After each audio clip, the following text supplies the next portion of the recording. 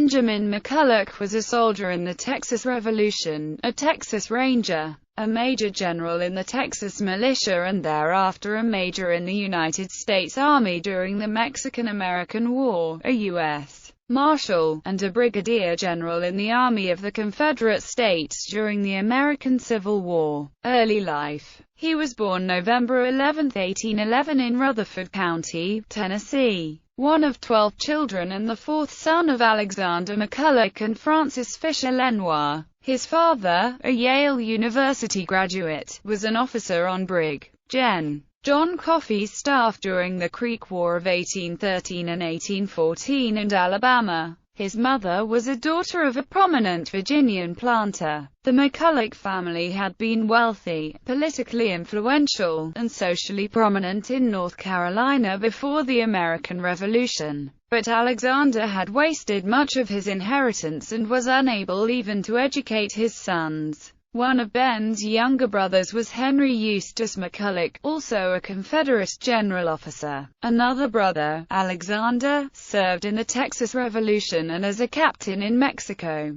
The McCulloch family, like many on the frontier, moved often by choice or necessity. In the 20 years following their move from North Carolina and Ben's birth, they lived in eastern Tennessee, Alabama, and then western Tennessee, finally settling at Dyersburg, where one of their closest neighbors was David Crockett, a great influence on young Ben. In 1834, McCulloch headed west. He reached St. Louis just too late to join the fur trappers headed for the mountains for the season. He then tried to join a freight company heading for Santa Fe as a Moleskiner, but was told they had a full complement. He moved on to Wisconsin to investigate lead mining, but found all the best claims already staked by the large mining companies. In the fall of 1835, he returned to Tennessee to take up farming. Texas career. When David Crockett went to Texas in 1835, Ben McCulloch, tired of farming but seeking adventure, decided to accompany him, as did his brother Henry McCulloch.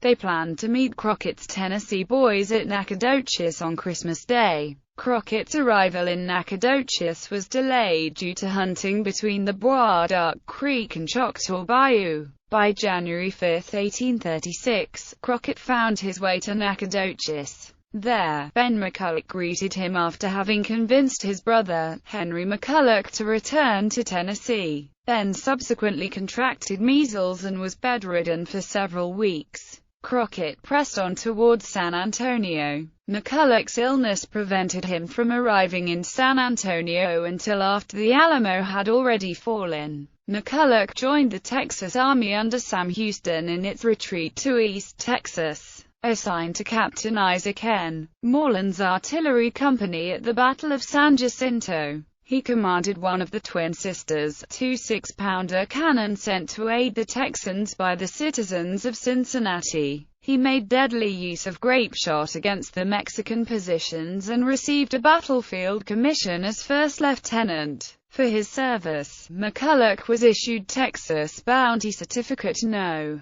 2473 for 320 acres. In 1839, he also received Donation Certificate No. 776 for 640 acres, for his service at San Jacinto. McCulloch was then attached to Captain William H. Smith's cavalry company, but left the army to revisit Tennessee. He returned a few months later with a company of 30 volunteers under the command of Robert Crockett, David's son. By 1838, he had taken up the profession of surveying land for the Republic of Texas in and around the community of Seguin, later joining the Texas Rangers as lieutenant to Captain John Coffee, Jack Hayes. He acquired a reputation as an Indian fighter, favoring shotguns, pistols, and Bowie knives to the regulation saber and carbine. On the strength of his new fame, he was elected to the Republic of Texas House of Representatives in 1839. The campaign was contentious, and McCulloch fought a rifle duel the next year against Colonel Reuben Ross, resulting in a wound that left his right arm crippled for life. Ben considered the matter closed, but it flared up again the following year, this time involving Henry McCulloch, who killed Ross with a pistol. In 1842, McCulloch went back to surveying and intermittent military service. At the Battle of Plum Creek, August 12, 1840, he served as a scout against the Comanches, and then commanded the right wing of the Texas Army. When a Mexican raiding party under General Rafael Vasquez invested San Antonio in February 1842, McCulloch was prominent in the fighting that pushed the Mexicans back beyond the Rio Bravo-Rio Grande. A second Mexican raid led by General Adrian Wall in September of that year again captured San Antonio. McCulloch then served as a scout for Captain Hayes's Rangers. He and his brother, Henry,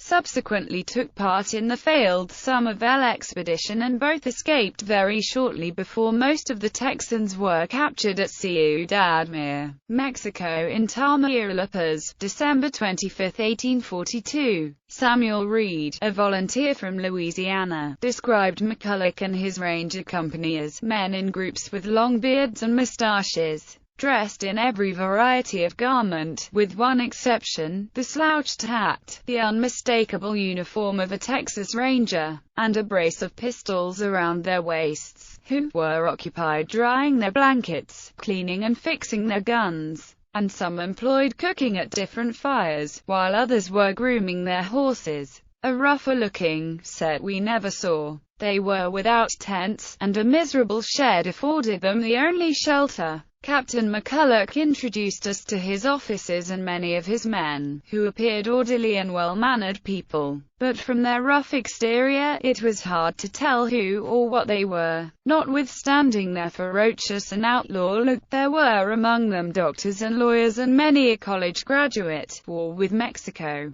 In 1845, McCulloch was elected from Gonzales County to the first Texas state legislature following its entry into the Union. In the spring of 1846, a law was passed appointing him Major General in command of all Texas militia west of the Colorado River. That same year, with the outbreak of the war with Mexico, he raised a company of Rangers that became Company A of Col. Hayes's 1st Regiment of Texas Mounted Volunteers, who were known for their ability to regularly travel 250 miles in 10 days or less. He subsequently was named Chief of Scouts under Gen. Zachary Taylor, with the rank of Major, and became known nationwide for his daring exploits in northern Mexico. By this time, McCulloch was fluent in Spanish, and his woodsman's skills enabled him to slip back and forth across the lines undetected, more than once penetrating to within a mile of Santa Anna's own tent.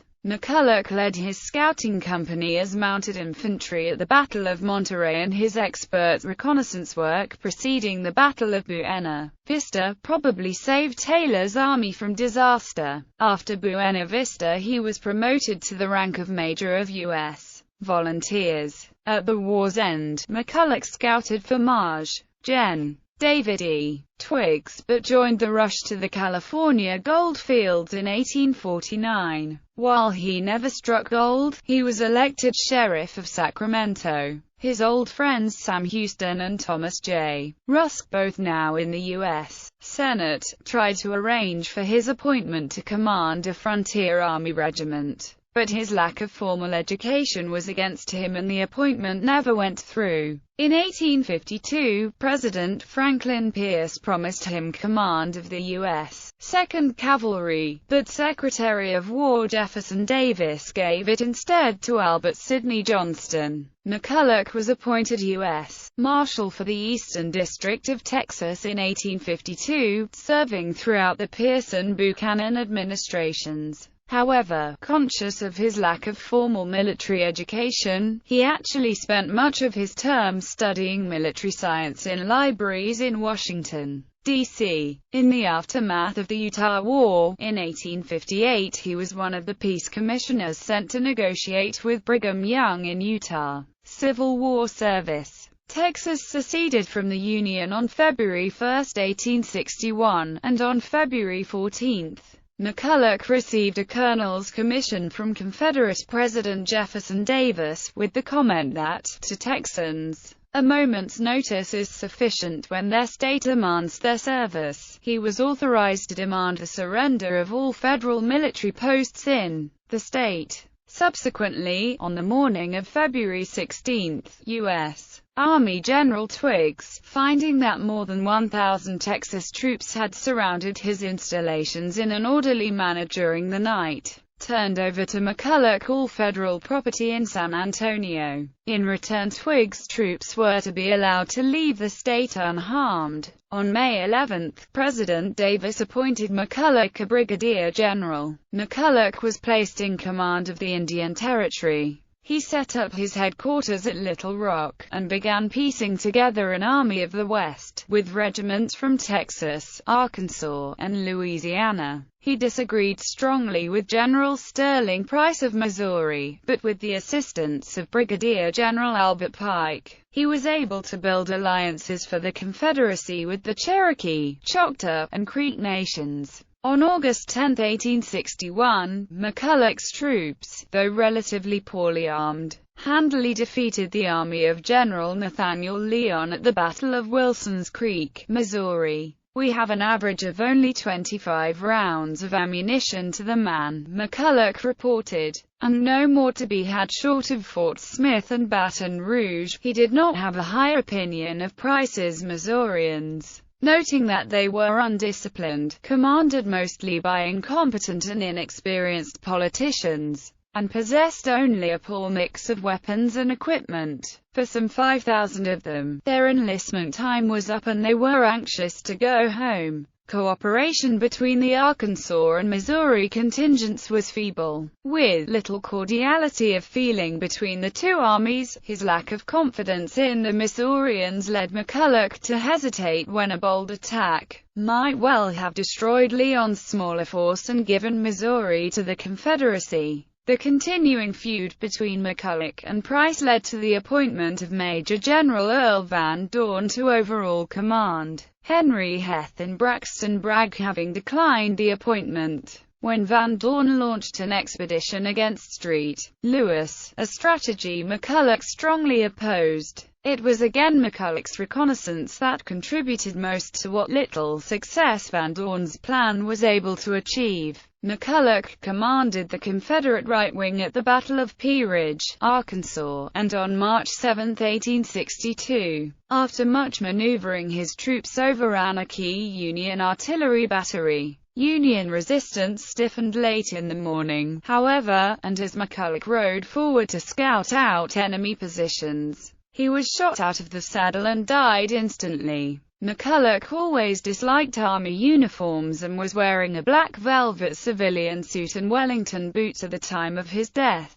Credit for the fatal shot was claimed by sharpshooter Peter Pelican of the 36th Illinois Infantry. McCulloch's next in command, Brig. Gen. James M. McIntosh, head of the cavalry, was killed a few minutes later in a charge to recover McCulloch's body. Confederate Col. Louis Hebert was captured in the same charge, and the Confederate forces, with no remaining leadership, slowly fell apart and withdrew. Historians generally blame the Confederate disaster at Pea Ridge and the subsequent loss of undefended Arkansas on the death of General Ben McCulloch. McCulloch's body was buried on the field at Pea Ridge, but was subsequently removed with other victims of the battle to a cemetery in Little Rock. He was later reinterred in the Texas State Cemetery in Austin. The gravesite is in the cemetery's Republic Hill section, row N, No. 4. His papers are housed at the Dolph Briscoe Center for American History at the University of Texas at Austin. McCulloch County, Texas, formed in 1856 and located in the present geographical center of the state, was named for him. He is also one of 30 men inducted into the Texas Ranger Hall of Fame at Fort Fisher, Waco. Shortly after Pea Ridge, Albert Pike, now a brigadier general, constructed Fort McCulloch as the principal Confederate fortification in the southern section of the Indian Territory.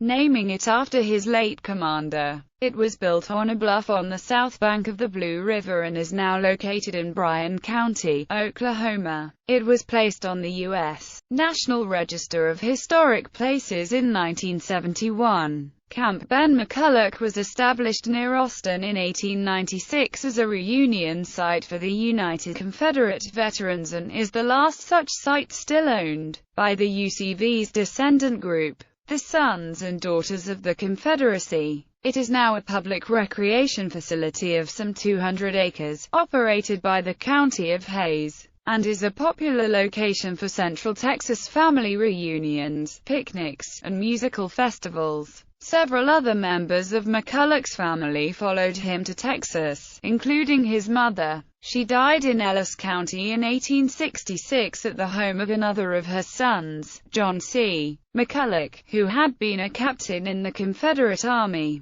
Her remains were exhumed in 1938 by the state of Texas and reinterred beside those of Jen, Ben McCulloch, and a joint monument was erected. Other siblings lived in Gonzales and in Walker County. In popular culture, Steve Earle wrote a song about McCulloch on his album Train a Comin'. He is the main antagonist in Harry Turtledove's short story, Lee at the Alamo. He is also a character in Janice Woods' Wendell's True Women, which was later made into a TV movie. There is a mention of McCulloch's Rangers in Cormac McCarthy's Blood Meridian on page 95, where the men from the Glanton Gang are said to be from McCulloch's Rangers. Tate from Kentucky, who had fought with McCulloch's Rangers, as had Tobin and others among them.